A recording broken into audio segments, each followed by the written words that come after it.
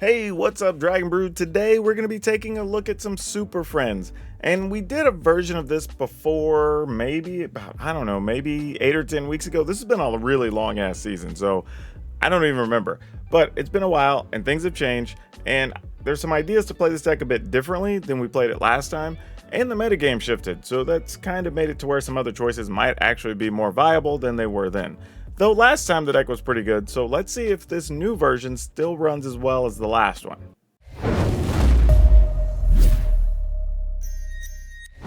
And don't forget, you can support the channel by joining the memberships down below. You also get access to some extra content, and you get a chance to get your stuff featured here on the channel and get specific deck help customized just for you.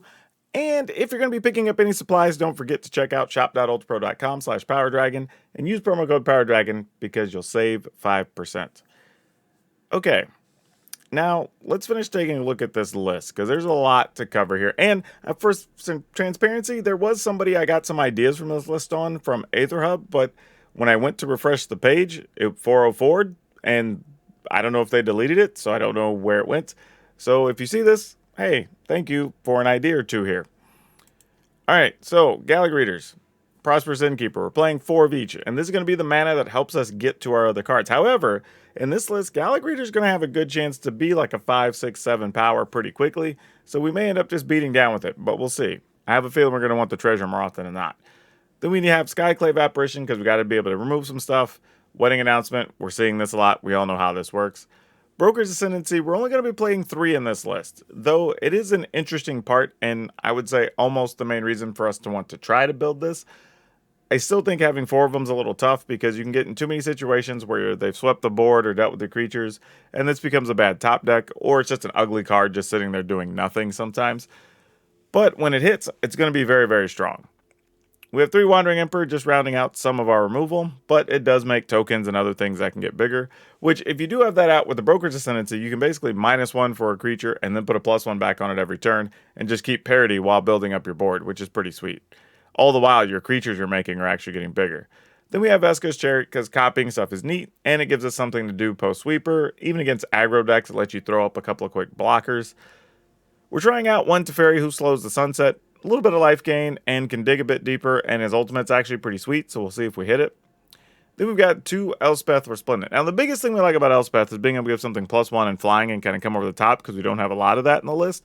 But occasionally we can go digging for like a Skyclave Apparition or even a Broker's Ascendancy to set up some later game situations if we want to. So we'll see. I don't know how much we're going to like Elspeth. We're going to find out. We do have 2 Written in 7s, and that's just good in general, especially when we can get to where we can make multiple Tree Folk every couple of turns. So that's pretty awesome. But even just having that paired with Chariot is always a good little combo. Tamiyo Completed Sage is pretty sweet, but most of the time I think we're going to be using Tamiyo to tap a creature and just keep it on lockdown. But being able to get back another Planeswalker or Chariot out of the yard is pretty sweet. And the ultimate's also pretty nice, even though I think most of the time we're just going to be content keeping the opponent's stuff tapped. We have 1 Sanctuary Warden, which is this is kind of another flex spot like this in Teferi, but this actually has the ability to draw us extra cards and gives you a very solid blocker with the shield late in the game. And if we want to remove counters or something, we're going to have plenty of things with counters to remove stuff from, so no concerns there. But it's a really strong card, and I like it. Seems like it could work out in this list, but we'll see. And then we have 2 Storm the Festival because, well, getting all the stuff into play for free or cheap is pretty nice, so we'll just see how it works out. When we miss, it's going to be sad, but when we hit, it's going to be awesome. Lands, we have 1 Cave of the Frost Dragon, 1 Iganjo, 1 Beseiju, 2 Forest, a Lair of the Hydra, outside Flayer, 1 Deserted Beach, 4 Branch Law, 4 Overgrown Farmland, 4 Bark Channel, 2 Dark Dream Root Cascade, and 4 Sparrow's Headquarters. Now, I don't think we're going to have any trouble with the colors of mana. It's just going to be a matter of do we get enough at the right times. But you know how we're going to find out. We're going to play the games, and then at the end of the games, we're going to talk about what we would update and have a card spotlight for you. So y'all watch the games, and I'll catch you on the other side. All right, we'll keep this one. I do like some Tamiyo. I haven't had a lot of decks that Tamiyo really fits in, but I do like the card quite a bit. I think here we're just going to play an Innkeeper. Actually, well, they played a tap land. Maybe not. 1, 2. We still need 4 for Tamiyo if something comes up that we want to hit. So yeah, let's go ahead and just play an Innkeeper here. No need to get too fancy. And then if we want a Tamiyo, we can. Even if something happens to it, we have a backup one. Okay, no Tamiyo. Well, I mean, we can, but nothing really from the opponent's side here. They do have the ability to counter something. So what if we just test the waters here and say, what if we just do this? What do you think about that card, opponent?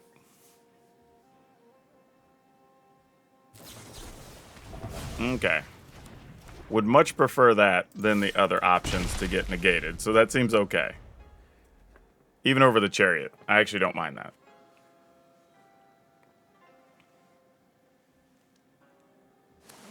We also need to draw more land. We didn't draw one there, and that makes this a wee bit sketchier.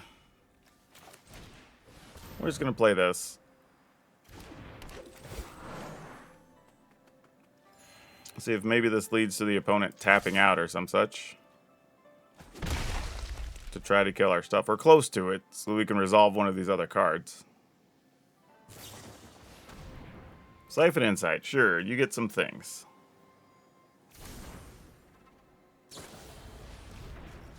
Okay, why not?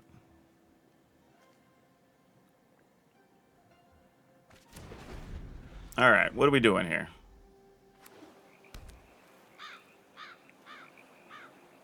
You have all these cards, opponent. Just kill our stuff. Sure, we'll get rid of this, I guess. I mean, like, I don't know where we're really expecting that to go from there.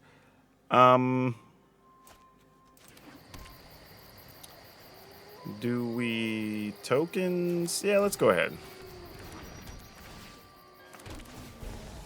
We'll get +1 and a treasure. We'll attack. See how the opponent feels about that. I mean, obviously a meat hook's somewhere in there. They're playing a control deck, so I mean, it's not like we don't know what's coming. Oh, Shadow's Verdict, same difference. It's a sweeper, just the same. Whatever they took from us, they're really holding on to, so I'm not sure what it is just yet. Sure, take your pick. Probably going to be Teferi, yeah, imagine. Oh, no, they can't because they didn't pay enough. Ah. That's good to know. Well, let's roll a Teferi out there, then. And choose up to 1 artifact, up to 1 land, blah, blah, blah. We will choose up to 1 artifact. Let's untap that. Not that it matters. Don't have a creature. And up to 1 land. And some think time only Don't really have a lot we could do there. I guess I could slowly try to pump up a Tamiyo. But at this rate, they're at least gonna have to come after Teferi. I mean, I guess it's a little rough for them, right? Because they tap a lot of mana to come after Teferi. To ultimately have us just play a Tamiyo, and now you're trying to kill a Teferi and a Tamiyo on back-to-back turns. Who knows? They're checking their graveyard for something here. Okay, they're shuffling stuff in. Okay. Sure. Are we looking for ways to kill planeswalkers, or what's up? Alright, well, now that we have that, let's see if we 1, 2, 3, 4. If we did the cheap version, we untap. We only have 3 up. I'd rather just save for... I mean, I almost like... What if we just play an Apparition, just so there's something, and then we can still untap a land, which would leave us 4 to try to use a Wandering Emperor. I don't know. It's a little bit hokey, but... And they know we have the Tamiyos. So, I mean, I guess I should just give them one. And by give them, I mean, you know, give them something to counter or whatever. But I'm not going to do that. Not yet. Tap an artifact. Submit 0. That's fine. Sure. And a land. They can also just kill this land, which I just realized I should have untapped my other white. It's all right. We have treasure anyway. Doesn't really matter. Okay. In the turn. I mean, they're not going to let our Tamiyo or our Teferi go ultimate, so it's possible their plan here is just going to be like play another invoke whatever, I would think. If that's the case, then we end up in an interesting situation where we might want to flash in the Emperor, make a 2/2, keep Teferi, so then they're forced to find a way to deal with that. Yeah, we can still cast Tamiyo, sure. And then we also get to, let's get this out of the way. We also get to make a creature, which we will resolve. Yep. Then we'll get rid of this. And this. Now, the main reason I did that is because now I also have a creature in the graveyard I could potentially get back with Tamiyo, so we can do something with it. Though the idea here is very likely that a Tamiyo is not going to survive. At least I wouldn't think so. Assuming it's just going to get countered, which I feel is a pretty safe assessment. So let's go with that. We'll pay what they say is the iron price. Assuming this gets negated. Disdainful Stroke. Same. It functions effectively the same way. Submit 0, submit 0, untap a land. We'll attack. Alright, let's see which of our planeswalkers they took, because we're reaching that point. Though if they don't go after Teferi, we do get to minus next turn, which is untap every turn, which doesn't do a lot for us, but still something, especially if we find one of our creature lands. Though they do also have Field of Ruin, which they're sitting on, so who knows what the hell's going to happen. They still have 4 mana open here.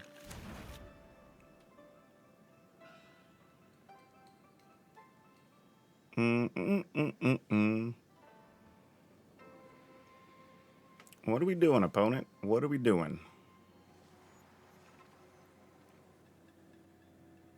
I mean, they also just may not want to tap anything because they know we have a Tamiyo, and they may be trying to counter it or play against it. Who knows?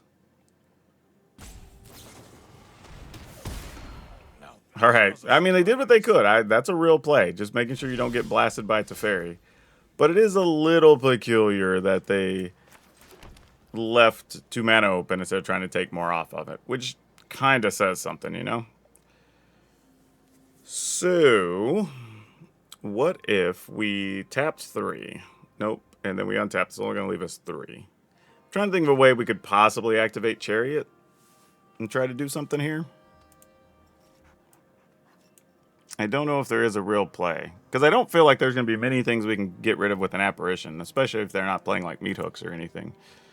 So, could we do this, attack with Chariot, untap Chariot in a land, I guess play Innkeeper? That's something. Alright. It's better than nothing.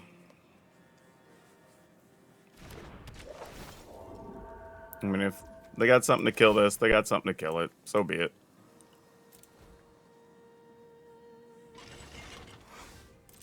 We're going to try. I guess I should have just played the Innkeeper first here. Alright. So they had that. Fair enough. We're going to play this. We'll untap.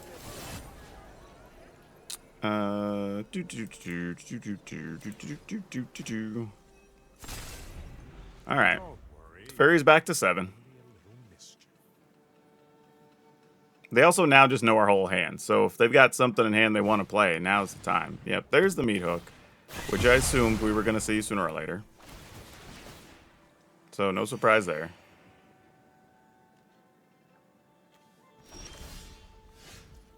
Ooh. Well, I wanted to play Tamiyo, but now what do? Huh. This makes things all kinds of interesting. I'm willing to pay 2 for this. Or pay the 2 life, I mean. How do we feel about this?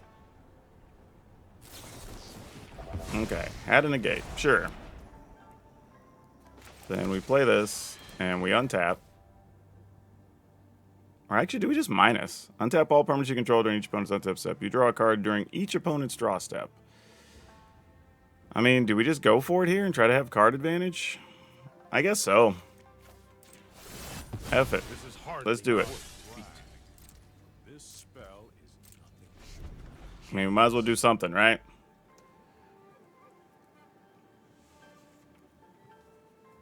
I mean, it's probably one of the only ways we can win. I mean, they're using our own cards at this point. I have to assume they've gotten a couple of Planeswalkers or something.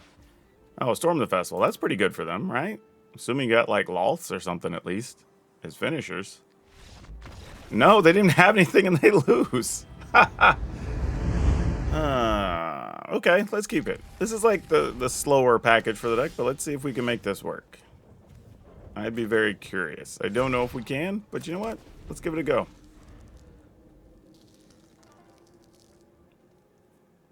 There's a possibility.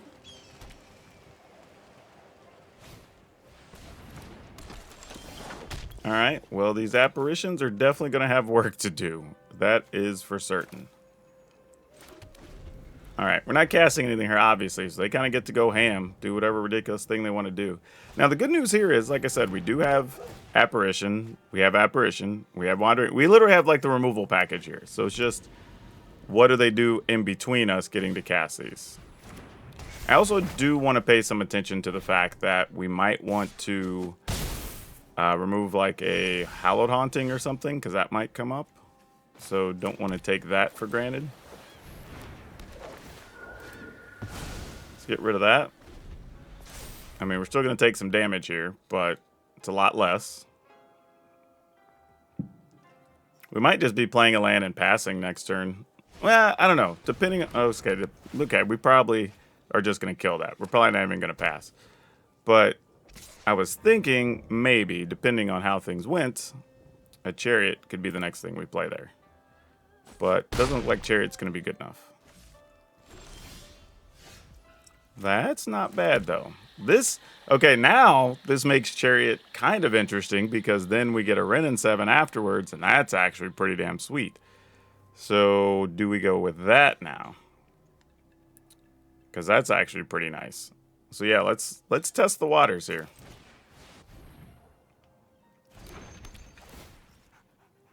And then we attack, I guess. Don't know how this goes bad. I'm sure we'll find out. Alright, that just happened.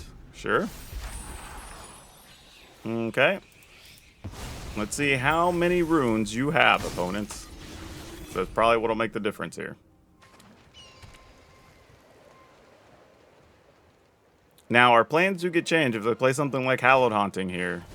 Okay, Borrowed Time, I'm assuming he's going to go after the Chariot. Because that would make the most sense.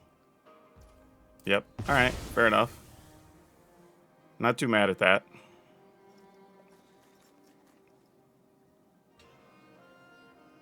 If they attack with... I think our plan here would be to block the dog. Okay, they're not even going to let us. Okay. So that's an interesting situation. Alright, if we think we want to Tamiyo, then I want to play a land and just tap a thing down. If we think we want to cast a Wrenn and 7, we want to just play that now and make a 5/5. I have a feeling they have more removal things here, though. I don't know why that's just like sitting in my head that that's what's going on. So I think we're just going to do this and pass.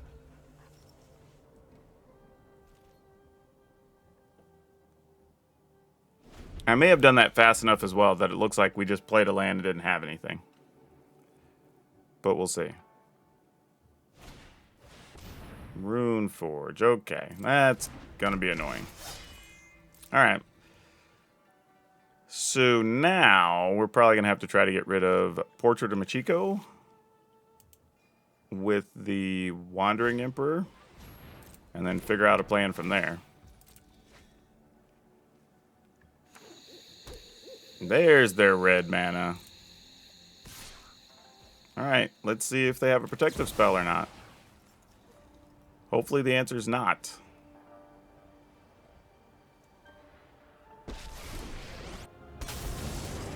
Okay, let's try. Otherwise, we're probably throwing everything in front of it.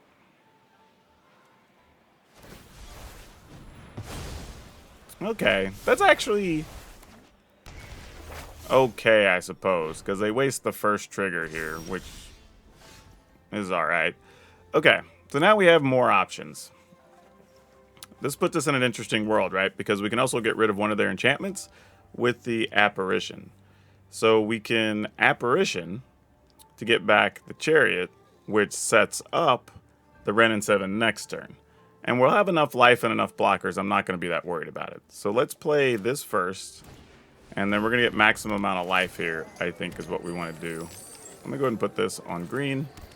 We're going to play this Apparition. It's going to gain a life. We're going to get rid of this, get our Chariot back, get 2 more bodies. And we're going to +1. A cat? I don't know. Maybe this. This can go on blocking attack next turn. Or attacking next turn. And now we have 2, 4, 6, so we'll have a pretty big thing here. This does have first strike if we want to attack this turn. Yeah, we might as well. Why not? Get in there and get a piece of the action. Alright, so even if they play a bunch of enchantments here, we should be able to block infinitely and be okay. And then we'll try Ren and 7, attack with Chariot, give Chariot first strike, make another big 6/6. Oh, there goes Chariot again. Or maybe not. Maybe they want to get rid of a Planeswalker.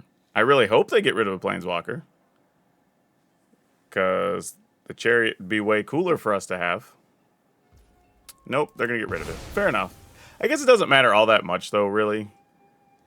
Because now that we have Tamiyo action and stuff, it's fine.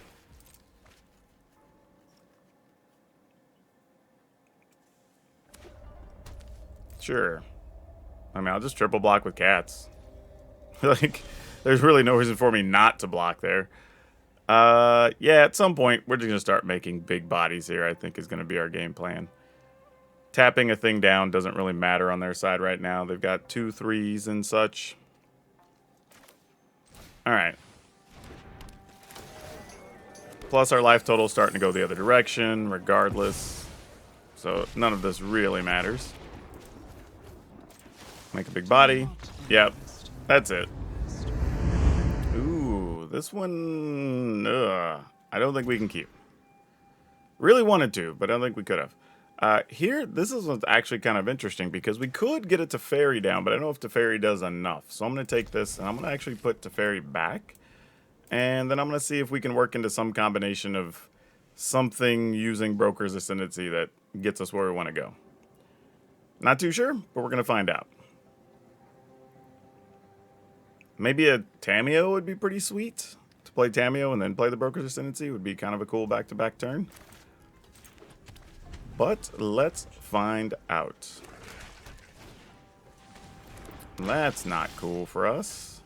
Alright, well, we're going to go and do this, because we do need to be able to play this. I was hoping we'd find some other untapped land there to set up a turn 3 or 4 cool play, but I don't want to necessarily use my treasure to be able to do what I need to do here. So we're just going to do that and play this. And then we're probably going to play the other one and then just double up our counters. Or tokens, I mean. Actually, I don't even think so. I think we're just going to play Broker's Ascendancy. I think that's what we're going to do next turn. Because, I mean, then we just get creatures big enough that, I don't know, maybe they decide they need a meat hook or something anyway. Then we don't really care, but we'll find out. That's a weird combo. Alright. No attacks. Now, we can take a hit one more time, I think, fairly safely. Actually, we're going to do that. Let's... 3, 4, 5, 6. We would go to 10. If they meat hook in here, we would take... We'd go all the way to 6, but then we'd have creatures and... Alright, I feel like we have to block at least one of these. Reluctantly. I mean, they can sack it or do whatever they want to do. We don't really care. If they let us keep our creature, that's even better. So, sure. An interesting situation here, too, is if they don't already have meat hook, and we play a land, we would have two, or we play another Ascendancy, we would have two 4/4s, which, two 4/4s and I guess a 3/3, which is actually relevant. Hereas, we're going to get a 3/3, a 3/3, a 2/2, and a 2/2 if we play Wedding Announcement. Or we get a 4/4, a 4/4, and a 3/3 if we play Broker's Ascendancy. Which, either way, I think having the 4/4s is actually better. Well, it doesn't really matter what meat hook they get because the Shambling Gas will be able to do negatives anyway. So let's just do this. No attacks. And actually, our creatures are going to get +1 anyway. So, sure.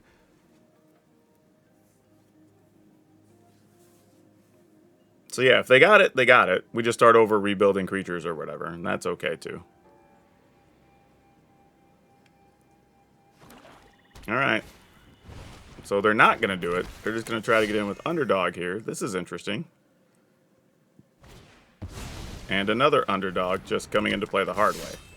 Okay, so this basically tells us there is no concern about anything big happening here. So I think we're just going to block here. Go to 10. It is a bit of a risk, but I think we're okay with that. I think this is where we need to go ahead and take the risk. I think we do this, because this will also get us a point of life. And as much as it would be nice to do one of these other things, I'm actually going to do this and try to put our creatures out of reach since they blew up their treasure. And we attack 4, they block.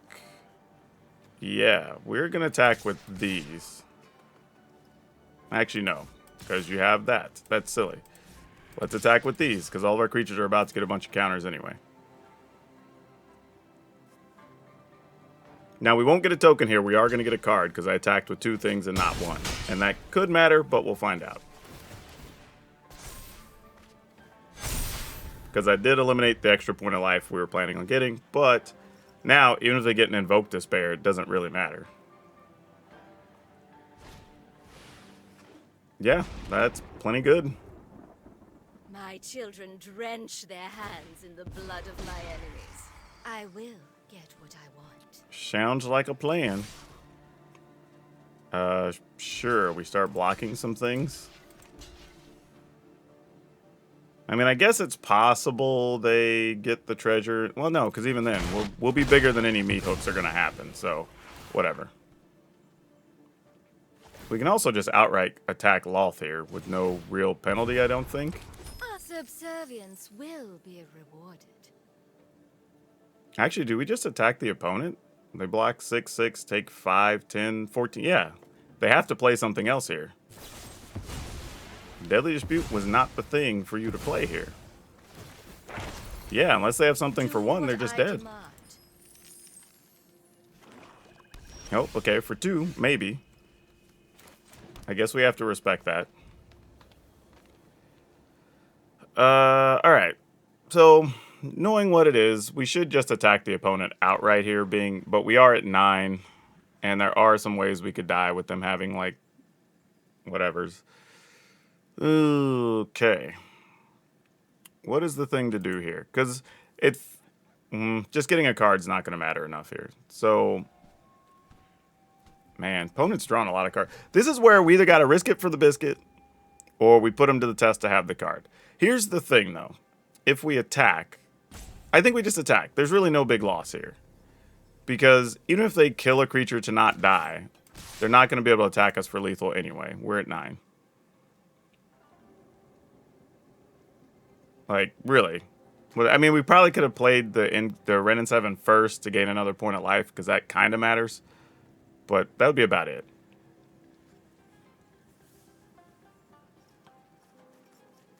I mean, you block, you take 14. You have to have a kill spell in hand. And all the creatures are going to be gone. Yeah. Oh, nope. I mean, that's what I thought the blocks were going to be. And by doing that, they would be able to meet... Oh, no, actually, everything's going to get a +3 this turn. So meat hooks are not even an answer here. We have outraced meat hook. Okay, they're dead anyway. All right, it worked. Okay. Yeah, let's keep it.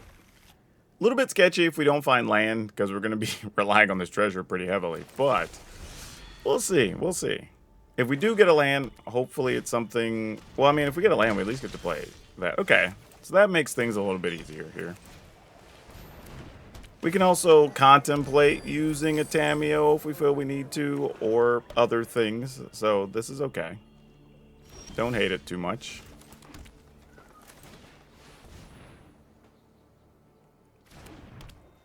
Okay. No attacks. No need. And keep us from gaining a point of life here. Probably smart. Unless they just want their treasure. Nope. Alright.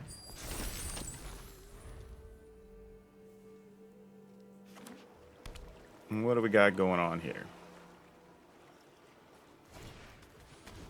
Not another one. Invoke Despair is not great for us either, under the current circumstances. Ooh. Well, that we will actually try. Oh, that's right on time, too. I didn't want to use my treasure for that. Thank you, deck. Yep, we will lose that life, let me tell you.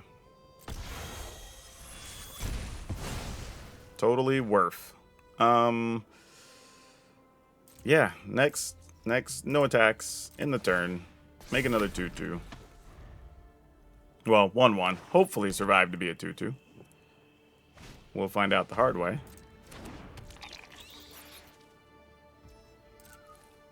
Alright.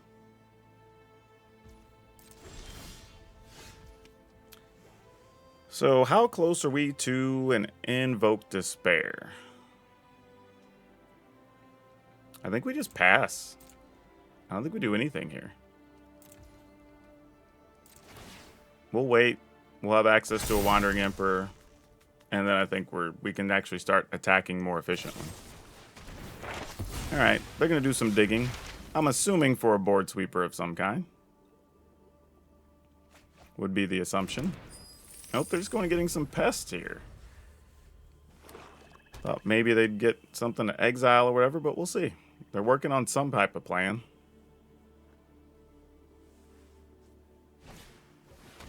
Okay, an underdog. Sure.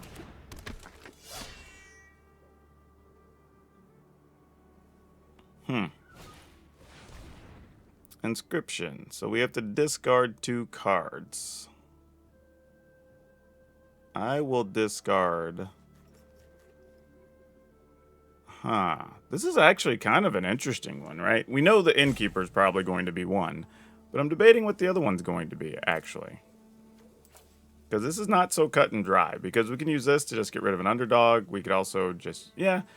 I think I'm going to get rid of this because we have Tamiyo. And Tamiyo could also recover it. I think that's my logic here.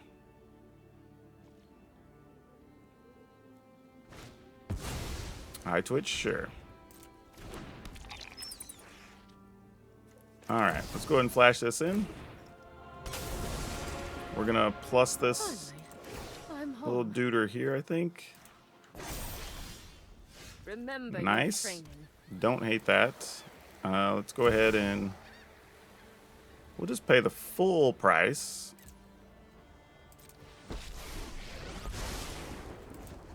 we're going to go ahead and tap this duder. To the other world. Such an imperfect I form. think we're going to go ahead and plus one of these. And yeah, I think we're in an attacking mood. All right, I guess the opponent's just going to sweep the board because that's what that action looks like. Because if they're not, even then though, why would you not block if you were going to sweep the board, right? It seems random not to. Sure. I guess maybe they wanted to get a hit on a planeswalker for sure before they died or something. Huh. Well, now I have no clue. Like, I don't know what their hand is. You're not playing this. Like, I got nothing. I got nothing. Our will cannot be denied. I mean, plus this? Just gonna instant speed kill an apparition?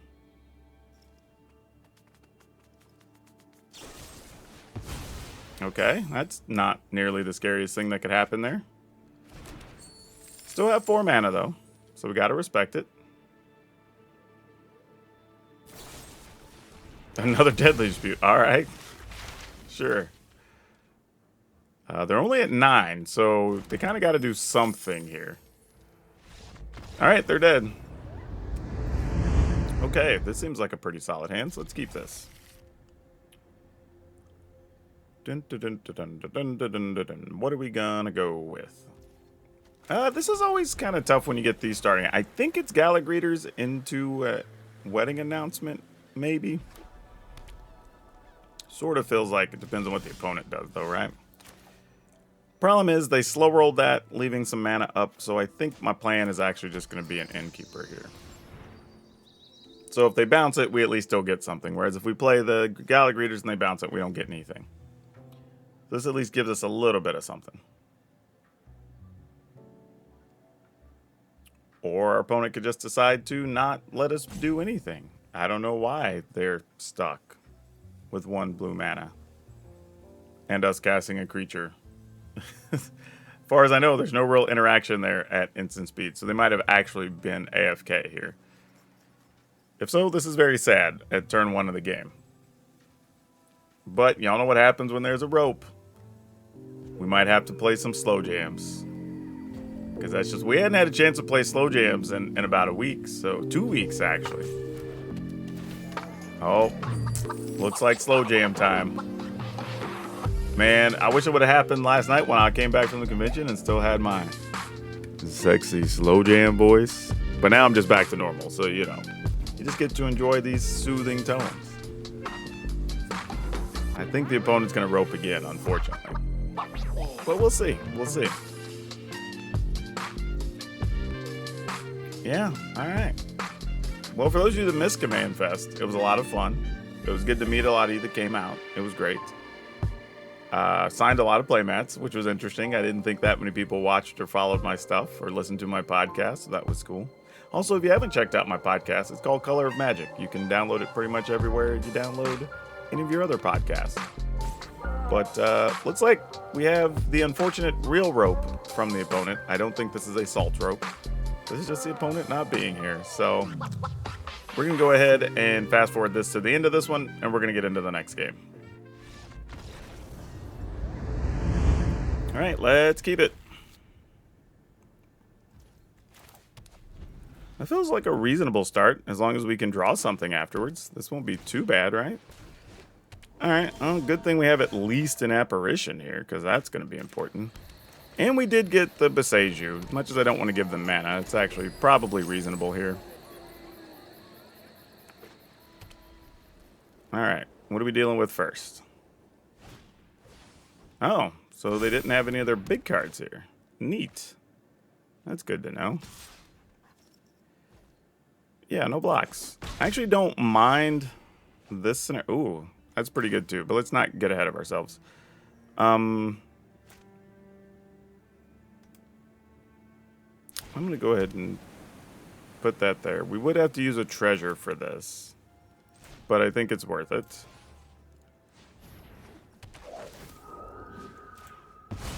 And then we'll attack for 1.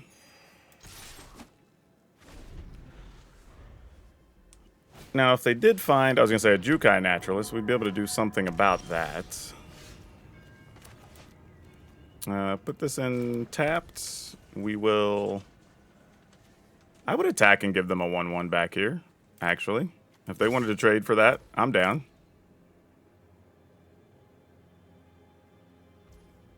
I was going to say, it's more beneficial to us than them to block there, for sure. Okay. Now we'll have access to charity. It's going to be how big does this Kami of Transience get before we get to deal with it. Though, they might just exile our wedding announcement, then we have to play our other one. But, if we find another land, then we'd be in a situation where we could play a wedding announcement, kill their enchantment, and get back a wedding announcement, which would be kind of sweet. But we'll see. Opponent's obviously going to juice up a Kami here. Be able to get in there for 3. Yep. Sounds like a plan. We got nothing. We'll take it. I mean, we got something, but blocking isn't the most beneficial thing there. Yeah, we just pass here. Eventually have some big bodies. We're going to try to get this Wandering Emperor going. Now, I could have played this land, which actually would have been somewhat beneficial to us, but because of the deck we're up against, if they were to play like a Hallowed Haunting or something like that, I'd like to go ahead and be able to kill it, honestly. It'd be in our best interest. Yep, that dude gonna be real big. Best part about that is when we get to exile the Kami of Transience, we don't have to worry about it coming back. The downside here is I do get a sequence of cards and bonuses and whatever we can't do much about. In a pinch, we could also use Boseiju to keep them from gaining life if we needed to, or trampling, though in this case, the Kami of Transience already tramples. Let's see if they can protect their Deuter. Usually they don't have it in this deck, so that continues to be true that they do not have it. My judgment is final. Yep, and that's going to do it. Okay, let's keep this. No blue mana, but we don't really have any blue cards in hand, so we're not going to worry about that. And then I say that, and that's the first thing we draw. Sometimes life is amusing. Though we did find some blue mana, so that helps.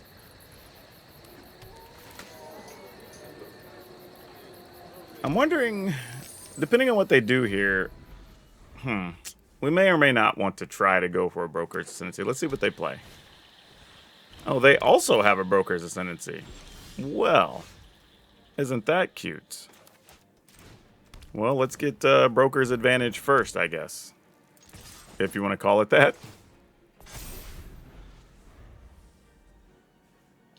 Can we just get bigger creatures faster? I guess is going to be the game plan here. Going to kill our Ascendancy? Or exile it? Oh, okay, sure. That's reasonable. But we have another. Let's put this on white, because we might need that in a bit, because I'm about to get real greedy, y'all. Real greedy. Because if the opponent doesn't want us to have this that bad, that they're willing to use that card on it, I think I want to have another one.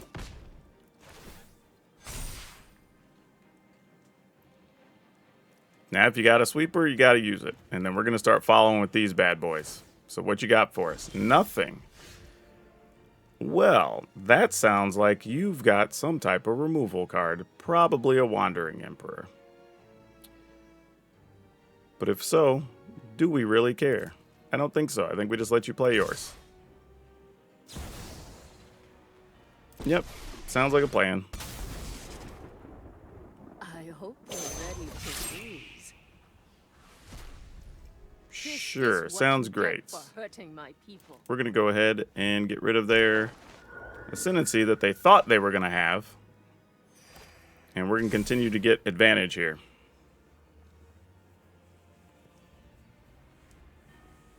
So we ran into another version, but I don't know if ours is superior or not.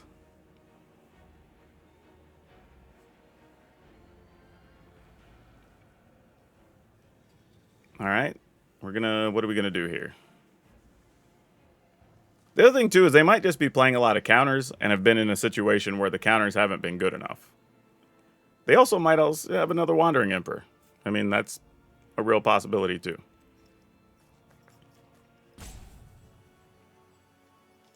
There's lots to consider here, especially as our creatures start getting bigger pretty fast. Okay, another March, sure. Seems alright, I guess. Well, isn't that cute? We can Tamiyo. They ain't got nothing to do about that, so sure. We will pay the iron price. Actually, yeah, it's better just Tamiyo here. Mostly because we can make sure the Wandering Emperor dies. Otherwise, we attack, they block, we give ours first strike, and they still have a Wandering Emperor. I'd like to just take that out of the picture here. To not even worry about it. And then just force the opponent into a tougher situation here. So now you got to deal with both our Planeswalker and our Duder. There's a Teferi. Now this is going to be fun, because they're going to untap a thing that we have to retap and then try to attack their Teferi. But let's see what they got going on.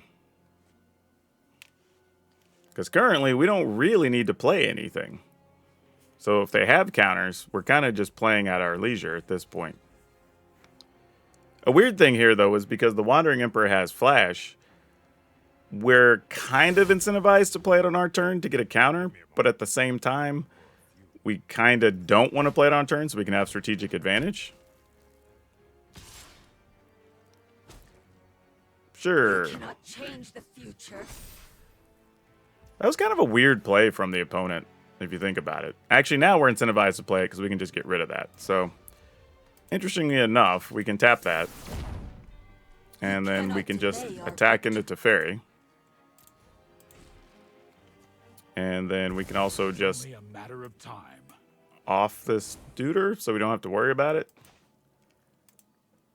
And then we'll get a counter back on our dudes. All right, cool. Now we got things rocking and rolling a little bit. They got an Ascendancy. They'll have some bigger creatures here. That is a real thing. However, we just are going to alternate tapping stuff down and making bigger dudes of our own.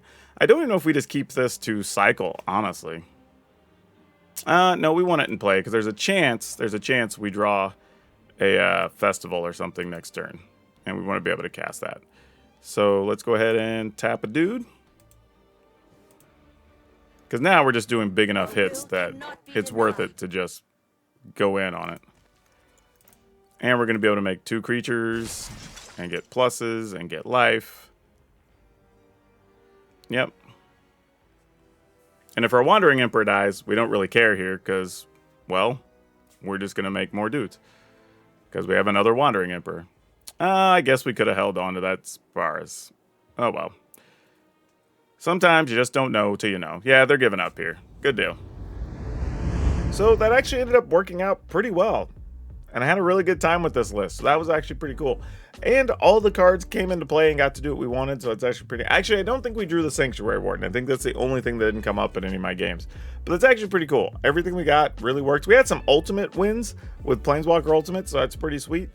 And there's not a whole lot I didn't like about this list. It had a little bit of game against everything. And in some cases, we almost ended up with more threats than the opponents were able to deal with.